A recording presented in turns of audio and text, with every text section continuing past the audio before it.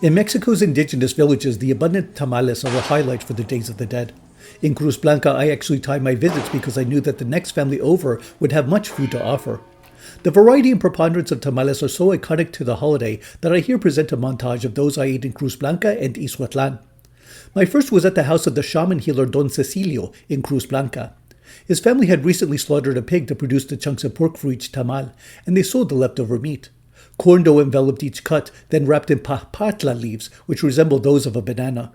The pahpatla added a deep, leafy flavor to the outer layer. In fact, the city of Ixhuatlan is named after the Nahuatl word for this prominent plant. The meat was so freshly ground that I often had to spit out bony shards. Although pork is the most common ingredient for the occasion, other contents were available, such as the black beans in this tamal. One set in Ixhuatlan even had diced tuna, carrot, and potato.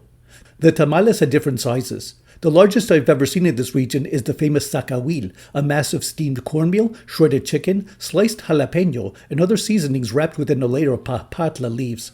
It could be at least 3 feet long. These tamales in Cruz Blanca were considerably smaller and more manageable. The pork was mixed with an adobada sauce heavy on stewed tomato and poblano pepper to give it a bold flavor with a mild kick. One of my final meals in Cruz Blanca had tamales with a blend of ground pork and spices. And by the morning of November 3rd, as I was embarking for my return to Mexico City, the family I was visiting gave me a bag of tamales for my travel. I stretched these across my final stay in Mexico City, and I saved the last 2 for the flight to San Antonio. In a quite actual sense, the Days of the Dead tamales were a constant through my Mexican travels, even till my last moments over the country.